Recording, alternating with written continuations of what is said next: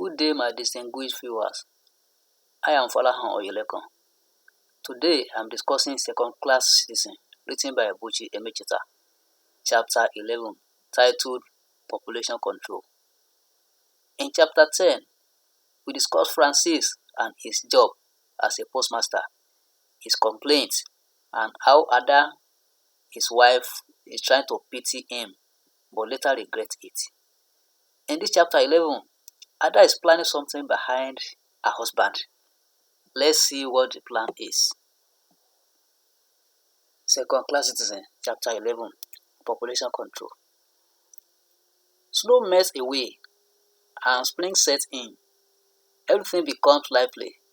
Ada makes use of the public baths in Prince of Wales Road to take her bath, since there is no bathroom in the house they live in. She's going there one Monday morning when she sees a small grey lonely bird singing and hopping from one place to another, full of life. Ada is carried away by the activities of this bird.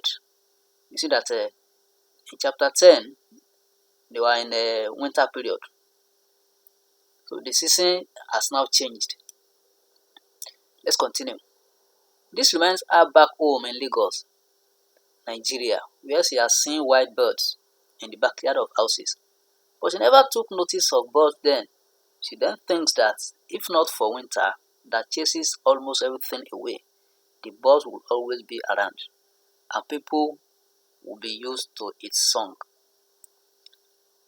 Ada then proposes that we need winter in Africa, when these creatures will not be seen, so that we appreciate their importance and the work of nature when they come back during spring. Ada thinks further that the songs of the birds can be inspiring, and that is why the early Europeans that came to Africa thought that black man was lazy because of his overabundant environment, which robbed him of the ability to think for himself. Ada then concludes that she and her children are going to be different from the people of that period. She has learned how to listen to the songs of birds. This reminds her of William Wordsworth, the famous poet that admires and appreciates the works of nature in his poems. Ada suddenly remembers that she needs to rush to take her morning bath.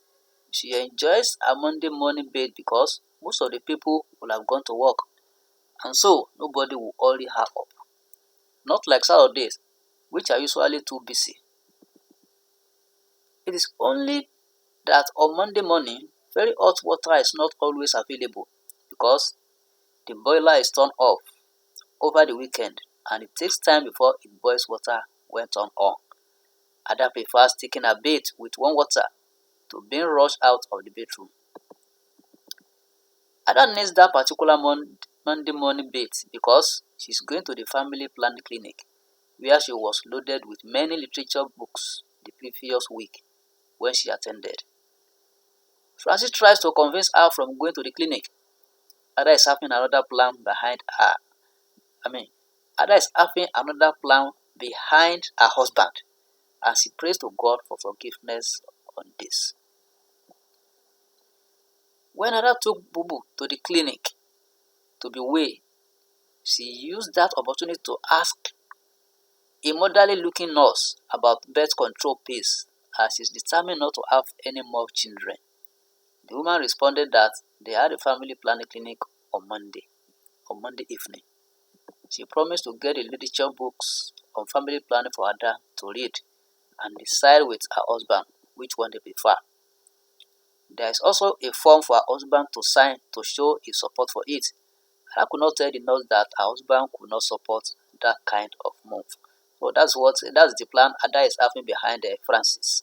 She doesn't want to have any baby again. She doesn't want to bear any children again. So she's planning family planning.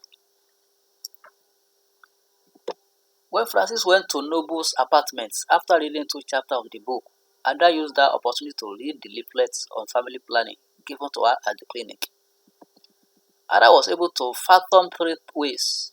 One was a pill that is swallowed like other tablets. The jelly is a tube put inside the vagina to melt, and the cap is to be fitted into the vagina. Ada concluded to go for the pill because if she uses the jelly, her husband will notice. The cat will also give her inconvenience carrying it about in her vagina. Another problem is how to convince Francis to sign the form. She decided to forge his signature. She weighed the consequences of forgery if caught and being a loyal wife to Francis. She eventually resolved to forge his signature. She saved from the housekeeping money to pay for the first dose of the pills. Fortunately for her, there's another library job waiting for her at the Chalk Farm Library. That Monday morning bath is necessary because she may need to strip herself naked for any examination. She also needs to take Bubu along with her so that her plan will not fail. At the clinic, she is ushered into a waiting room where other women are also waiting. Ada sits beside a young West Indian mother so that she will help to look after Bubu when it is eventually her turn to see the doctor. She will also do the same for her when it is her turn.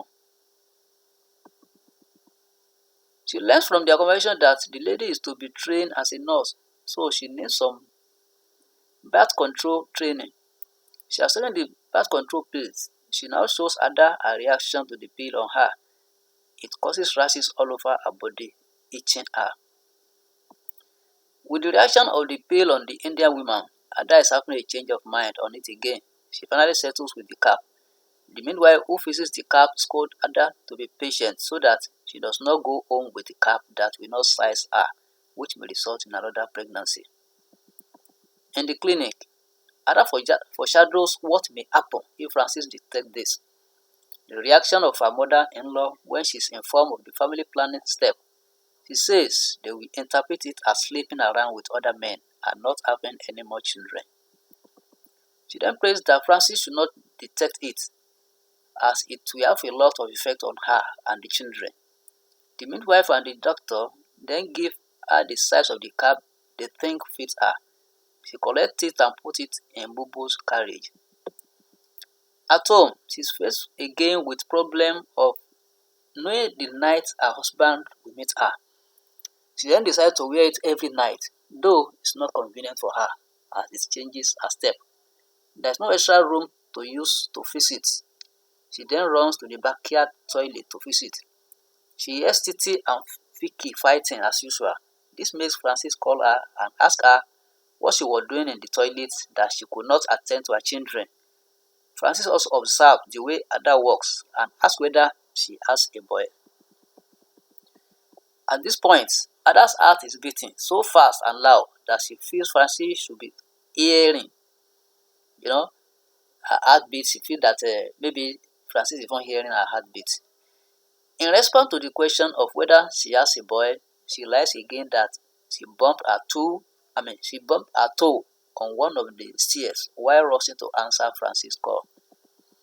At midnight, all that Ada foreshadowed came into reality. Francis discovered that Ada equips herself with a cap. He gives Ada the beating of her life and calls other tenants on her. Francis says that the cap is meant for the harlot and that Ada fixed it for her to be meeting other men behind his back. It is the timely arrival of Panobu that saves her from beating. It is Panobu that sends the other tenants away and reminds Francis of Ada's health. He then says that there's nothing wrong with Ada going for birth control, but she should have told her husband. Ada does not bother about Francis writing to his people and her people about this. She's only bothered about her brother, boy, who never likes Francis. She then decides to write to him and tell him the truth. A few weeks later, the examination results come out and Francis fails again while Ada passes her library examination. He alleges that Ada is responsible for his failure. He later writes to his parents on the cap issue. Ada is carrying another pregnancy when the reply to the letter comes. So this is the end of chapter 11. Let's meet in chapter 11. Let's meet in chapter 12. And if you are just joining this channel, try and subscribe to this channel by hitting on the subscription button. Just click subscribe so that whenever I release any of my videos, you'll be notified. Thank you.